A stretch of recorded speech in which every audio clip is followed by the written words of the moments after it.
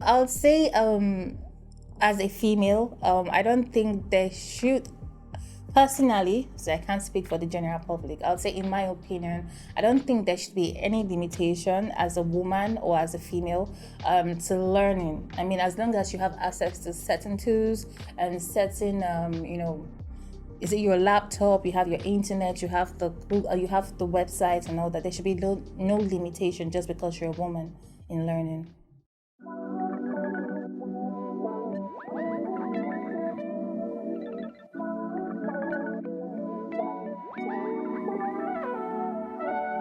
Hi everyone, my name is Babatunde Fatai. Welcome to another episode of AccelerateTV podcast. On this episode, I'm speaking with Esther Ikoko, an awesome 3D modeler, game developer, and artist in the creative ecosystem in Africa. Some of the things I and Esther talked about was actually how hard it was for ladies to break into this male-dominated ecosystem. Some of the barriers she had to conquer to be able to become someone that is thriving in the ecosystem. As a lady, one of the key things that we talked about was overcoming the victim mentality. The discrimination is very obvious, yet Esther has demonstrated in many ways the ways that a lady can actually break into the ecosystem and overcome the barriers. I hope this motivates all ladies and guys out there, and I hope you enjoy the episode. Welcome to the show, Esther. Thanks for having me. How is your surname pronounced? My surname is pronounced Ikoko. Yeah. Okay, and you said you were from? I'm from Delta State, Urubu, to be precise. Interesting. Can you tell us a bit more about your background? Okay, so I'll start with my professional background. I'll say I started my career in the film space, most especially as an editor. So I've been there for over 5 years, and I guess in 2020, was it 2021 or 2022, I wanted to have a career switch. So I wanted to be fully more in the tech space. So yeah, then I wanted to learn about immersive technologies, game development, and yeah, I'd say I've pretty found myself in that space now. How was the pivot from video editing? Is it video editing to game development or 3D modeling? Okay, I would say, okay, first of all, as someone who is in the creative space already, so I already have the creative knacks for, and I already know how to use tools. So I would say learning Blender and learning Blender was a bittersweet experience because aside the fact that you get to be creative, to create stuff. I mean, it had some technical challenging I would say sectors that you had to master, you had to understand. So yeah, it was a bittersweet journey. What did you think inspired the switch? Okay. I would say just the need to do more, to be more, and also because I realized that it's people who are in the tech space, who are really making the money. making the money. Have you started making the money? I'd say I've had some opportunities. They are better than if you were just a video editor. Yeah, not more because it's from an international opportunity you get. So it's not and based on our currency differences, so it's not it would have been better if we were on equal grounds, but yeah. So I've had a few opportunities. Okay. For your video editing, you spent so much time there. Yeah. At least 3 years. I think you spent more time there than you've spent 3D modeling. Yes. So what was the workflow like before we jump into 3D modeling? What was it like being a video editor? Were you part of the video creation process, or did you just get the videos to edit? And what sort of tools did you use? I would say I'll start with I have been in the video editing space. This is my sister, so I would say I'm pretty a master of my skill at this point. Like I said, I have worked also as a producer, so I've also been part of the creation space, but mostly in post-production. Yeah, so it's been a good journey because most of the creativity comes from the post-production, and it gives you the ability to create And yeah, I think that's pretty awesome. And then so tools that I use currently, I make use of Premiere Pro, I make use of After Effects, I make use of Photoshop, and sometimes Illustrator. I see. Yeah. Interesting. Do those skills, I know it's a no-brainer, those skills should definitely come useful now in this particular line of profession. So do they come in useful? Yeah, it does. So It at the does. end of the day, I don't think anything is truly wasted. No, Like no, not at letting, all. yeah, No, it's been very, very beneficial. right. Okay, so for your switch, what core skills did you switch into? What did you try to learn, or what have you learned? Okay, so okay, what so funny enough, I've pretty dabbled into a lot during my switch. I've learned I'll say I've learned social AR, created tons of filters on Metaspark. I've even used Unity, to try to learn I guess AR also. And then I did virtual reality with Unreal, and then recently game development in Unreal and UEFN. So yeah, although I'm still trying to like okay, find that particular niche I want to stick with. Well, yeah, I've pretty like moved through. Yeah. Which do you think currently your best is? Okay, I'll say my best is first of all I know how to like model now, like so I could call myself a 3D artist. Um and then I think I'll say game development and virtual reality, because I mean there virtual reality and game development is, Intertwined. yeah. It's just like where you are deploying to Yes, at the end of yes, the day. yes. Okay. So 3D modeling, quite an interesting one. What tool do you use? Blender. Blender is very versatile, isn't it? Yeah, it is, and it's free, so. Yeah. Okay. So for 3D modeling, what do you think the biggest challenge has been for you in trying to acquire that knowledge? Okay, so I'll say first of all, before one could actually say you're a 3D artist, you have to like master the full workflow of, from the beginning to like to the output. So it's not just about the modeling, it's about also texturing, having knowing how to like properly unwrap your texture, knowing how to like your poly count. So wherever you're deploying your model, is it for a game engine so it's not too heavy, and your topography, if you're going to get it animated, it has to, so it's the workflow. I would say it's mastering everything so you could be like, yeah, a good 3D artist. So I see. the So whole what process. you are saying is the 3D modeling, the UV unwrapping, the rigging for animation, all those things. You don't even necessarily have to talk about the rigging, you understand? But you have to know how to have good topology, sorry, so that the rigger, or if you're the one rigging, you can have like, a good rigged skeletal character and model. Right. Yes. So I know people are like focused on, at least myself in modeling. I know Okay. that people are focused on key parts. There are people that can model clothing materials. There are people that cannot. There are a Yeah. lot of people that even cannot, that they would not touch clothing. Yeah. There are even people that can model full body and they will not touch facial expression, because that's another thing entirely. Yeah. So do you have a specific, are there things you see as something you will probably still pick up, or something you are yet to learn around that line? Okay, so while I still do modeling, I sculpt. I actually love sculpting because I think it's therapeutic.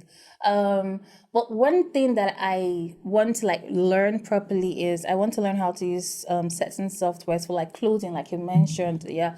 So I want to learn how to use Clothes 3D. I don't know if you know about it. So I want to learn how to use Clothes 3D so I could actually make like realistic, clothes with proper simulation and all that. So I see. But you can also simulate clothes on Blender. yes. But you are saying clothes 3D is because it's more focused I in that think, regard. yeah, I've heard from like people who do those things like, oh no, use clothes reading, and no clothing. I've tried using clothing in Blender, like creating clothing. I've done that, but I think clothes 3D is like, no, will make it easier. I think that's just Would it's you be able to specialized. import your workflow from Yeah, 3D to Blender? and Have you then back. used Maya before? No, I haven't. Yeah, You I don't plan haven't. on? I don't think Um. you should. If you are good at Blender, there's no need. Because Okay. I learned 3D modeling with Maya. I wished it was Blender. Why? Then Blender was still. Why did I learn 3D No, with why Maya? did you wish? I mean, No, Maya's because good. okay, oh, okay. So Maya is Well, good, so I hear. but as at that time, Blender was just coming up. That was when I was learning, but it became not free. That's Maya, because then I Yeah. was using student license and things like that, and we learnt on that student license. But immediately I left school, or around the time I was leaving school, that was when it became paid. And I also, and on Maya, we did not even texture on Maya. I textured on Substance Painter, which Okay. was very good. But Yeah. I found out that people that went their way out of their way to learn Blender then, because it was just coming up, they could even texture on Blender. They Yeah, could you do could do so many every. Yeah, things, you could do or so many probably things. everything Yeah, on on Blender. Blender, Yes, you right? So, can. but we broke our workflow because you could just maybe you could still texture on Maya, but I don't think it was good enough. But we had to learn Substance Okay. Painter, so we had to break our workflow, and then trying to start learning Blender while facing the workforce. I did not Yeah. just. I just wanted Yeah. to stick with my Your Maya. Maya. Right. I get that totally. I do get that. I Are get there that. any gender-specific challenges in your learning, in you trying to like either switch to this new career or learning Blender? Okay, is it in the learning or is it like trying to break into the market? Which Let's touch both.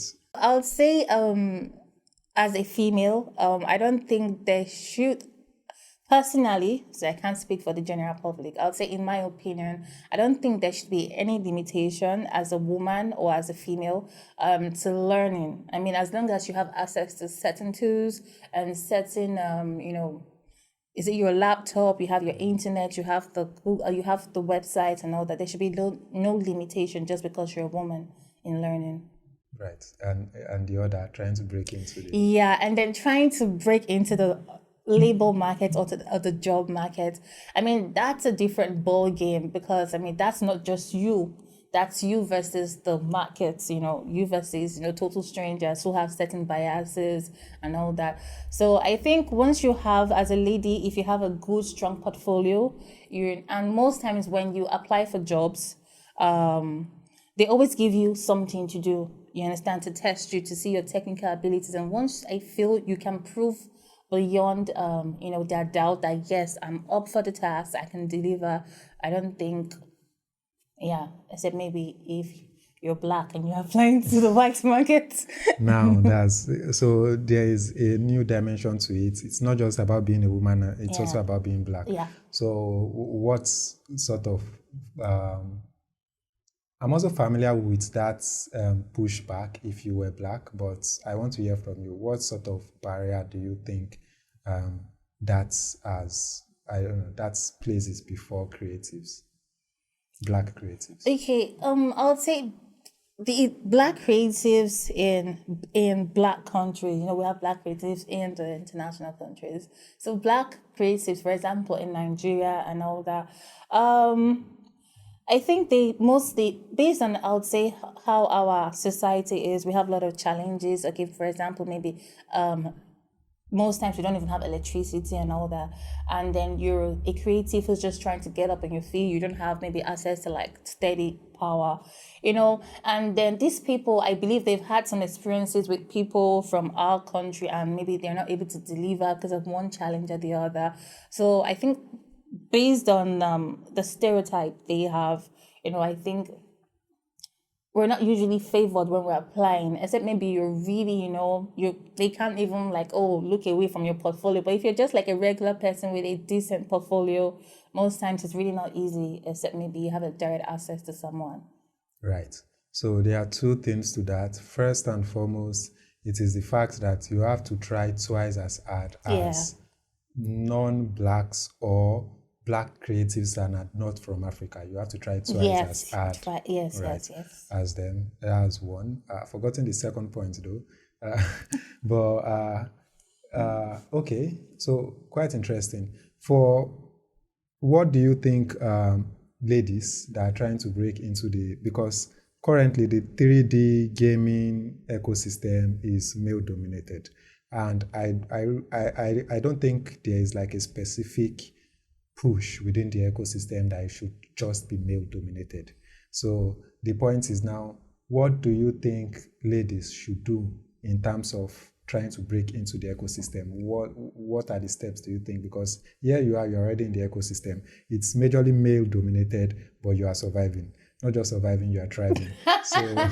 So what do you think women breaking into the ecosystem, what should they do? Okay, yeah. Okay, so I think women breaking into any male dominated system, first of all, is to apply yourself. I'm going to give an example of when I started my journey, first of all, in film, as an editor. It used to be like a very male dominated field, post production. But I can tell you that for a fact that when I applied myself and, keep working, it was tough. I'm not even going to lie, it was tough. But when I applied myself, tried to learn, because when I applied myself, I didn't even just try to like stay, I wanted to learn video editing. Then I went as far as, let me learn motion graphics, let me learn 2D. That like gave me an edge. So even when I go for interviews, and then people today, it's always something like, she has something extra to offer. Do you understand? So I've been to interviews whereby I could be the only female and there are 10 guys, and I end up getting picked because yes, she has something to offer. My current place of work, it wasn't just, most of the male there just knew how to edit, but then I had 2D and I had 3D. You understand? So I gave myself that edge. So as a woman trying to break into the gaming sector, I would say you have to apply yourself. You have to learn. There are lots of resources, a lot of tools, there are a lot of tech women empowered programs that are willing to like train you for free. You just have to like apply. You have to, and not just apply, you also have to apply yourself during training and after training. Interesting. You were talking about some female-oriented programs. Yeah. Can you speak to one that you've been part of? Yeah, sure. Okay, so I have been a part of the first one like was the Women Tech Stars powered by Tech for Dev, and then the second one was by Epic Games, the Women Creators Program. So Yeah. Expand more on them. So, okay. what did you guys do? Okay, so in the first one, it was a 1 year fellowship. Yeah, that's where I learned 3D. That's Women in Techstars. Women Tech Stars. Women Yeah, Techstars. powered by Tech for Dev.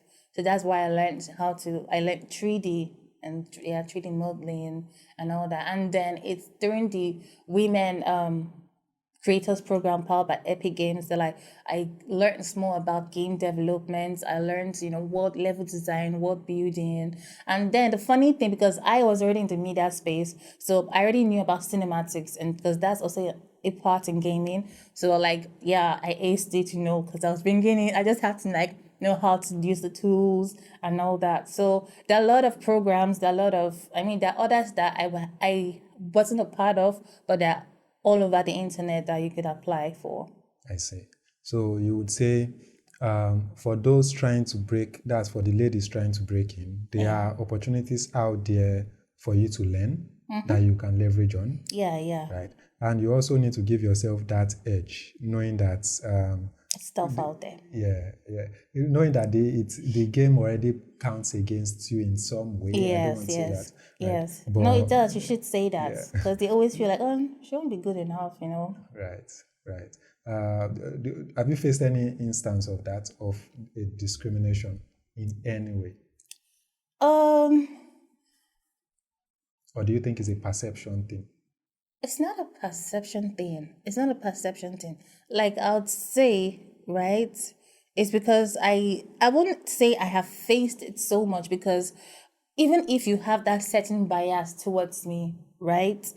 And then when you give me a chance, it doesn't take too long for me to prove myself to you and let you give you that confidence that yes, okay, I made the right choice and all that. I see. I see. So you've sharpened your skill to the point where if you are given a chance. I guess where most ladies find it hard is actually the opportunity to be given a chance, Yes, right? yes. Which is rare. Interesting. But then, if you have a good portfolio, I think at least you should be able to get yourself into the door to to prove yourself. So, so I'm actually trying to understand that discrimination to a large extent because I know it Yeah, exists, yeah. but I cannot fully grasp why. And the reason I cannot grasp why is because throughout my professional career so far, I've always had like lady bosses. Right? I worked at PwC. The director there, Adaire Kefe, was a lady, and I cannot say there is any male there that does a better work Then she than she does. does, right? 100%. And even here at MTN too, my senior manager, not general manager, she's a lady, and there is no way in hell like you would say there is a guy that works better than her. In fact, she's even more motivated. She's more skilled than anyone, Bukola Ajayi. So the point now is I don't get the discrimination to a large extent because it just seems stupid. No, to a let large me extent. say something. Yeah. Now, these people you've mentioned, these are people who, over time, have proven, they've set a track record. So most times their work already speaks for them. You understand? Because I'm sure when they started, when they like were starting in their grassroots, their story it's not what it is now. You get? So like I would say for myself right now, I'm not there yet where those people you mentioned, but I'm not where I used to be. Do you understand? Like I said, I won't say I have faced that bias so much. Why? Because I told you that I always had something extra. I always made sure that when I'm coming somewhere, I had something so that I had that edge over my male counterparts. I see. Yes. So I see. so those women, I mean, they're awesome. From the sound of what you said, they're awesome, totally awesome. But I'm sure it's because of over time they've built themselves. They, like you said, you don't think there's any man who are more skilled.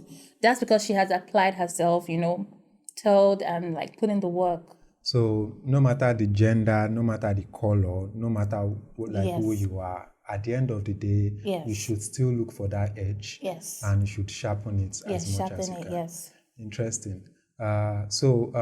What can you talk us through a project, any random projects that you worked on, maybe in recent times, or one project that you were most excited about? Okay, yeah, sure. So I'm going to talk about so would I say that I have me and a team of women. We have a game on Fortnite. Although it's not being released yet because we're trying to like build the next level and like take the game like up and all that. I'm excited about this particular project because it was like an international collaboration, different women from all over the world working remotely, trying to like put in their creative minds together. What's the name? Oh, it's the Women Creators Program. This is the name of the game or what? Yeah. Or the So program? first, the program is Women's Creators Yeah, Program. by Epic So that Games. people that are interested would like look Yes. that up. Yes, you can So- try applying next year. So right. this year, because I did So that how last about year. the game? So yeah, the game. So we wanted to do something different. My team and I. We didn't want to. When people think about games on console, like real high end games, most time they think about violence, shooting and all that, killing and combat. But we wanted to do something, something about nature, something that speaks about what's happening. So our game was more like focused on climate change. So it's if we read the brief of the game, so we talk about how life things are going species in a lot of life are going out of extinction, and then we as humans we have it's our duty to preserve our ecosystem and all that. So the game was about healing nature, restoring balance. So yeah, it wasn't a win or lose, it was an adventure game, exploration game, sorry. Would I have to? No, you can continue. Okay, it was an exploration game, adventure. It's not a win or lose situation. Just you having a good time, restoring balance, and all that, making the world a beautiful place once again. So yeah. Interesting. I see how, at the risk of sounding biased, I see how. Oh my days.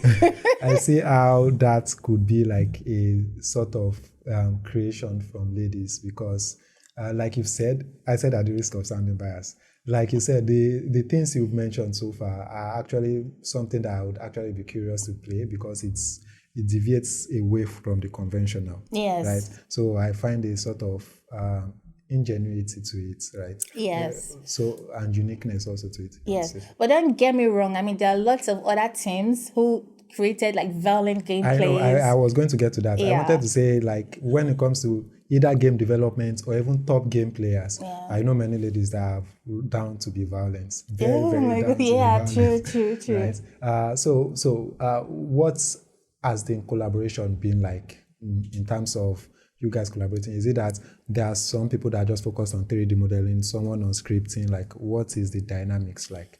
Okay, yeah. So, like in every collaboration, it's good to have like work roles where just to like, okay, yeah.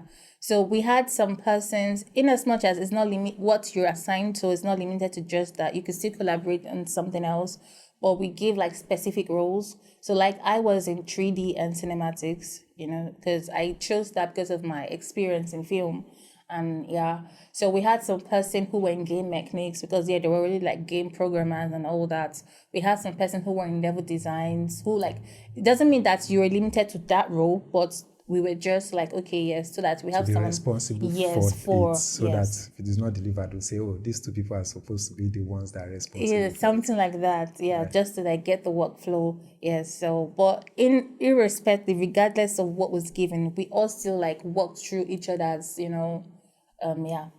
Interesting. So you said you were in charge of 3D and Cinematics. Yeah, Can you break that down in terms of what that entails? 3D is probably 3D modeling of characters then and things, animation, but please yeah. break it down. Okay.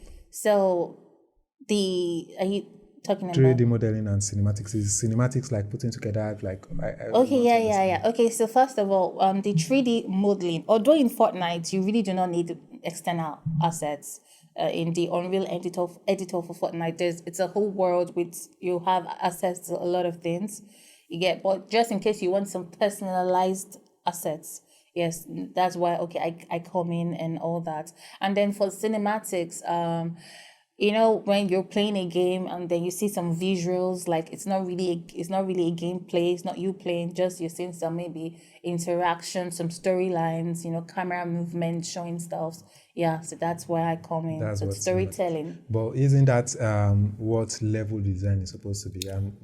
Okay, so level design, it's you designing, the aesthetics, designing the level.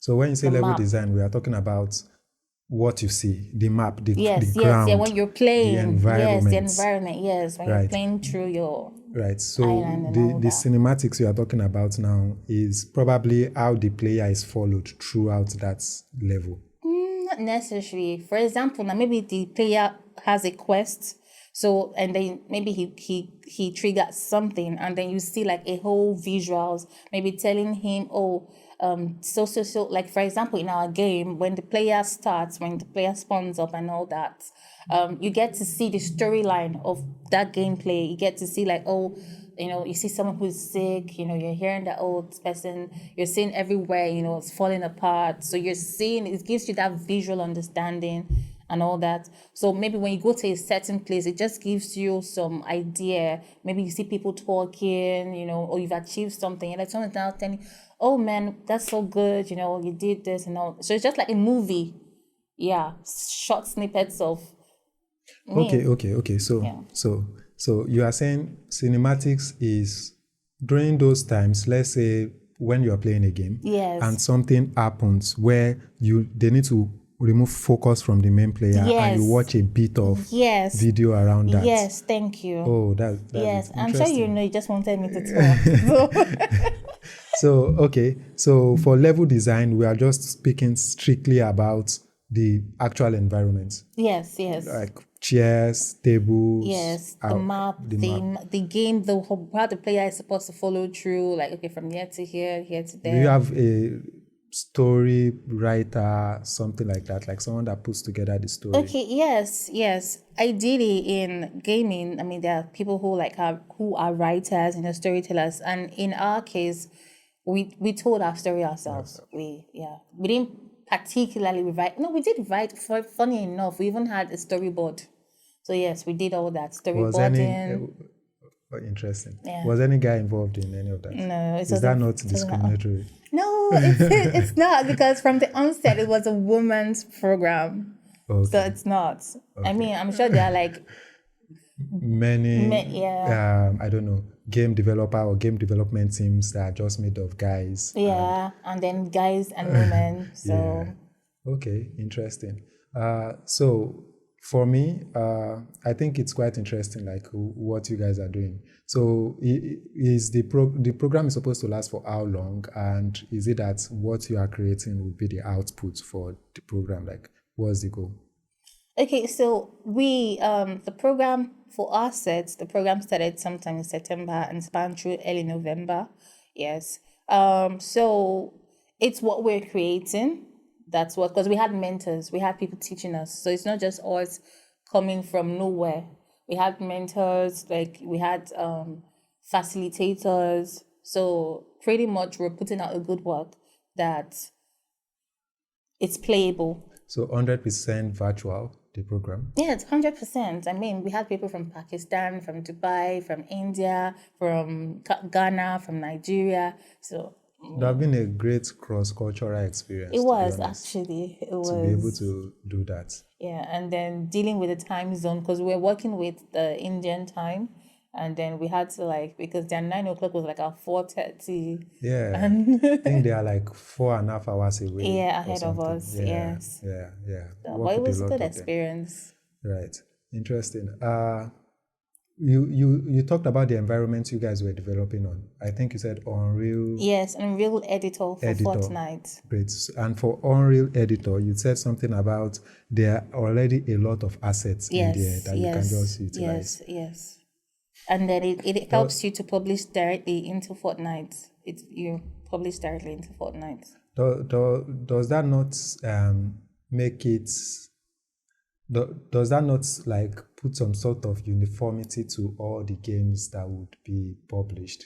No. Because if everyone that works on there is working from that same asset, then there might be a sort of uniformity across board. Yeah, I understand that totally, but like maybe if 1 million people were creating games, certainly there might be some uniformity.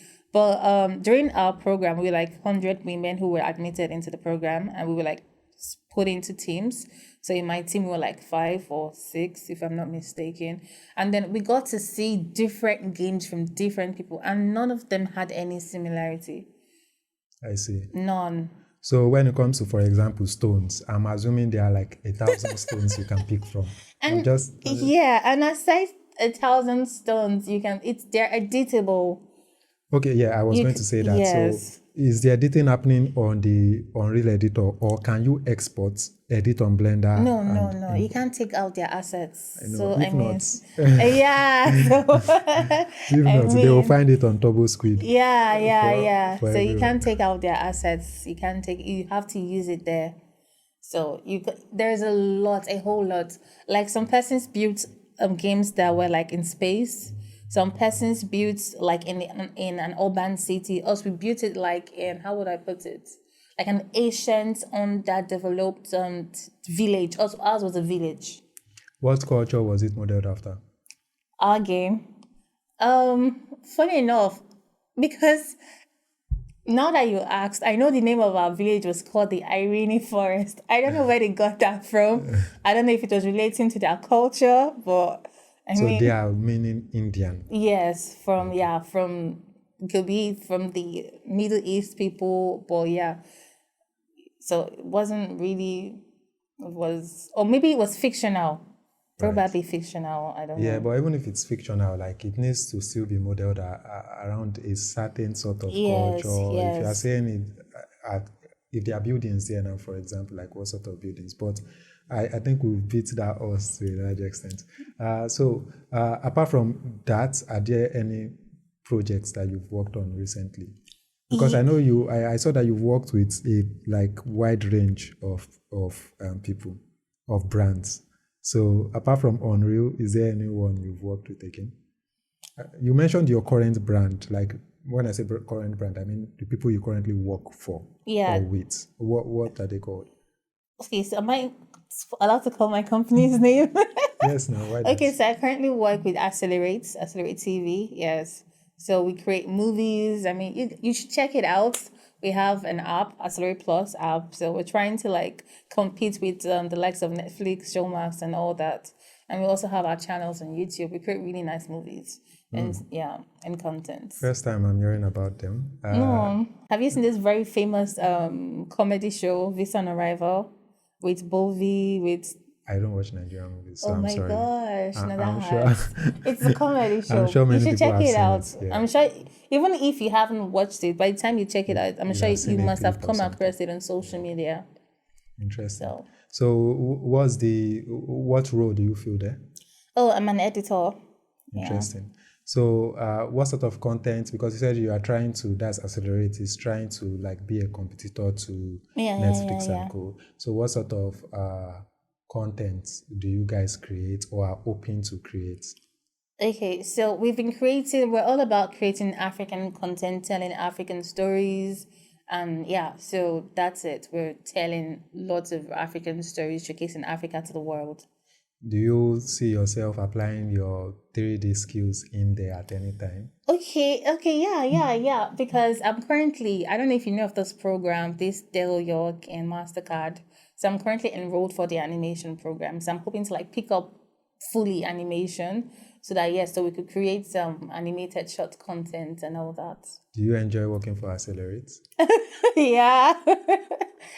So what if I didn't enjoy? What do you want me to say? No, you can let your CEO know now. So Oh my days. I love working with accelerates. she's lying. Oh my gosh. Okay. You said something about the currency difference, like in terms of working for an external company. Accelerate is not external, so I would assume that they are not paying in dollars. If they are paying in dollars, please No. let me know. No, so that I But can I'm sure you're earning dollars. So So which means you pick up projects outside like the normal workspace, correct? yeah, when they're available, yes. When they're available. Yes. So what sort of how do you go about trying to source for projects? Because one of the key things that I know that creators face, even people that are trying to learn Blender now, when they're learning it, they will say, "Oh, after I finish learning this thing, I'll start making money immediately." I'm even learning it Well, if because you're I want to lucky, make money. So obviously. no, you can't say if they are lucky because they'll just become demotivated. You can make money from learning Yeah, Blender. you will make So money. the point is now, what sort of ways should they explore to make money? Like what sort of opportunities? How did you get the few opportunities or many that you explored? Okay. So there are lots of ways you could. First of all, like I said, you have to have a good portfolio. You have to know what you're doing, because they usually give you a task. Give you specifics, technical specifics that they want to see, and then they give you a time frame, hoping you can deliver. So, a lot of places. First of all, you have to showcase your work. There's ArtStation, and on ArtStation there are lots of jobs, even for like entry roles, junior roles. Also on Upwork.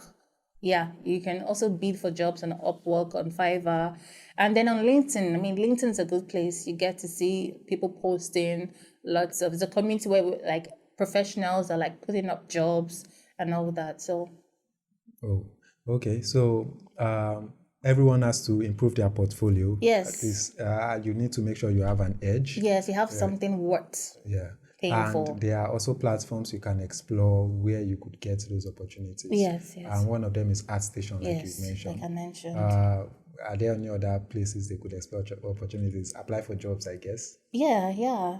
There are lots of, I mean, you know them, so you should tell them. I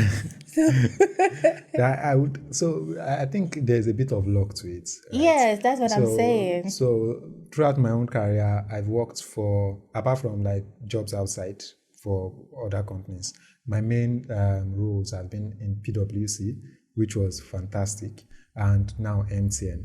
I would say there was a grill to it. There was like a passion and a fight towards getting those, all well and good, but I do not attribute those just to hard work. I still feel like there's an element of luck to it. Yes. So, Yeah. how did you get the MTN one? So tell us. Uh, I particularly am interested. So, okay, so for me, when I was still at PwC, I knew I had a set time. When I got in, I knew, I was going to spend 3 years here and I wanted to leave.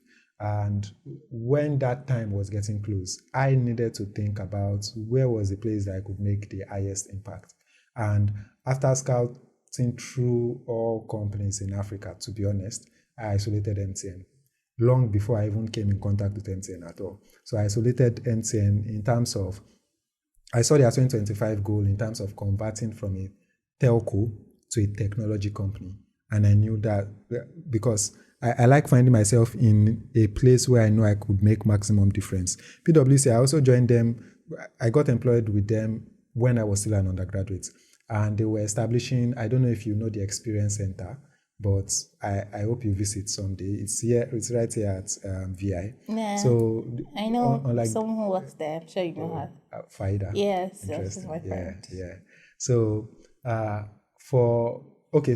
Experience Center was established to basically focus on emerging technologies. And what they were looking at then, 5 years ago, was they needed to get skills around AR, VR, blockchain, IoT, the emerging technologies. And they're looking across the ecosystem in Nigeria and Africa to say, where can we actually get AR, VR developers? Around that time was the time when I was just finishing school, was not done completely with school, and I was deeply into Unity, modeling with Maya, pushing out projects, going out for competition, and they came across my work. Not even the director who was at that came across my work. It was someone also in PwC that then called and said, "Oh, you are looking for AR VR developers." I found one, and she called me, and we talked a bit about it. I also sent a friend of mine's portfolio. They were good with it. We came in, we did, like you said, a lot of work. They first said, model the experience center, like sit down, you have 2 hours, model the experience center, deploy to VR, which was virtually impossible. But at least we got to an extent where they were really impressed. And that was how I got into PwC. And also MTN, seeing that, they were trying to convert to a technology company. Yeah, it was quite interesting. So I already started my approach long before I met someone that was key there. So my approach first was LinkedIn, 100%. Started messaging the top of the top people I could see there. You're radical. I first did like a PowerPoint presentation of like, you guys had a goal of converting from a telco to a technology company. These are the activities that technology companies do, and this, I think, AR, VR, and Metaverse can fit into the activity. Started sending them messages with no response. But luckily for me, they were also interested in, how would they cause that innovation internally? Then they came to PwC to say, how can we? So my last couple of months at PwC was actually spent at MTN before switching. So are you saying your people at PwC was like, let our star employee go? I mean, without no hard feelings, because I'm sure you were very impactful. Or you just like there was no hard feelings. There was no hard feelings. That's well, first and foremost, as much as you try to keep people that supposedly stars, because I don't see myself as a star, you still need to respect their goals and their right? And there are some times where they've also paid their dues to an extent in terms of like we've put hard work into this, we've created something amazing, now is the time to move. No one is saying I'm not going to end up back in PwC maybe as a director or as a partner, right? But as at that moment in time, it was actually time to switch. And I'm glad I'm here at MTN. That's not been easy because But it they doesn't have, worth it, I'm sure. yeah, of course, 100%. Because, and I think for every experience that we gain, I actually feel like it's training us for something bigger. Yeah. So wherever it is, I always have that feeling. So at PwC, I felt like it was preparing me for this, though it did not really prepare me fully, because there is a difference between being at a B2B company, because PwC was business focused. They were serving businesses. Yeah. MTN is customer focused. So the ecosystem there, the work volume, how you needed to work and deliver, the sort of things you attract is quite different, right? And yeah, I still feel like I'm still learning, yeah. No, Till the last it's always a day, learning process. till the last day, I feel like I'm learning. That's beautiful. For how do you balance the personal life and, I won't say 3D modeling, but all things around the tech skills? So how do you balance both?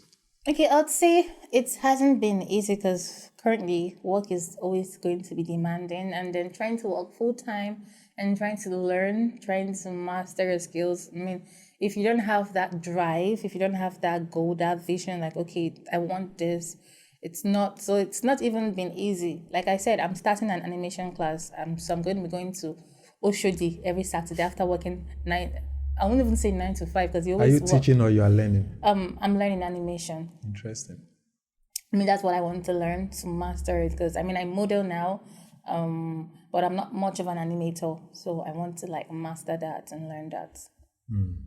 Oshodi, like what class? Like who are the people teaching? I don't even know, but I mean, I'm just happy to get any knowledge I can. I mean, it's free, so why not? I wanted to say, are you paying for it? No, I'm not. It's free, so why not?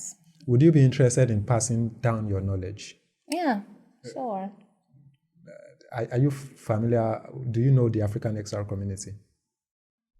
I know the AR VR. Which is it? The one at Yaba, or is there like? There is a different one. Yes, So I there's think the your AR community. VR, yeah. Yes. Mine is African XR community. There's AR VR, which is also known as immersive 3D. Yes, immersive. They do amazing work. So there. I've been there, a couple of times also for been some there. classes. I've also volunteered, flew them to schools to teach children with the headset. So I'm more familiar, but yours is I think I got, funny enough, I've always been seeing you on people's feed, like, you know, when someone who you're connected with reposts, I've always been seeing you and all that. And oh, nice work, this guy is doing nice. So I was actually surprised that he like sent me a connect. And then I was even more surprised when they're like, okay, Babatunde has a show and then he's inviting me for a podcast. I'm like, okay. So balancing, you are here to tell us. It's not easy. It's not easy. I'm not even going to lie. It's not easy. Even working full time is not easy. Then trying to like now learn something new, master something new. But you should always like see yourself. Where are you trying to go to? What are you trying to achieve? So that's it. That should be. So you just have to like dedicate that time and know that okay, it's just for a while. Okay. So lastly, what advice would you give to like young ladies that are trying to break into the 3D modeling space, animation, creative space as a whole? Well, I would say, first of all, you just have to apply yourself. I mean, look at his story. He was the one who was putting himself out there, you know, emailing people. So nothing's going to drop on your laps on a platter of gold. You have to fight for it. You have to work for it. So, and then in work, you know, and you shouldn't, women shouldn't have the victim mentality, like, oh, what will I learn from? Who's going to teach me? There's nobody and all that. So there are lots of programs now out there empowering women. I've been a recipient of like 2 of them. And in fact, I even learned video editing through one of those programs, a women empowered program years ago. So you just have to like put yourself, the journey is not going to be easy, but you have to fight for what you want. So that's it. Right. I really appreciate not having the victim mentality. No. Right. Yeah. No one is saying the discrimination does not exist. Yes. It exists and it's obvious. I think the whole world knows it. But even in the face of it, I think one needs to fight through. Yes, you always have to conquer. Thank you very much for coming on the show. All right. Thank you so much for having me. I hope to speak again soon. Yeah, sure. Bye. Bye.